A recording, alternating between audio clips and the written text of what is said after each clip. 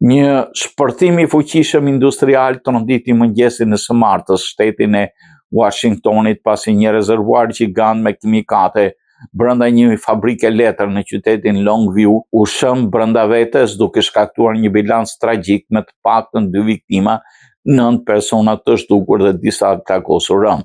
Sipas autoriteteve amerikane, rezervuari përmbante 900.000 gallon, një përzierje industriale të njohur si white liquor, i përdorur në përpunimin e letrës, substanca përmban hidroksid natriumi, sulfur natriumi dhe karbonat rantiumi, kimikate shumë korozive që mund shkaktojnë djegje të rënda dhe ndotje të zonës. Shpërtimi ndodhi në fabrikën e kompanisë Nippon Danawave Packaging dhe valët e goditjes u ndjen jashtë kompleksit industrial.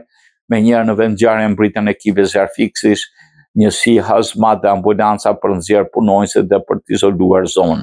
Deri tani kanë konfirmuar 8 punëtorë dhe 1 zjarfikës i dërguar në spital, ndërsa disa prej tyre kanë pasur djegje dhe lëndime serioze. Autoritetet konfirmojnë se 9 punonjës vazhdojnë të rezultojnë të zhdukur, ndërsa ekipet e emergjencës po kontrollojnë strukturat e dëmtuara mes rrezikut të shëmjeve të tjera. Hetuesit po analizojnë nëse kemi të bëjmë me një defekt teknik, dështim të presionit apo problem gjatë procesit industrial.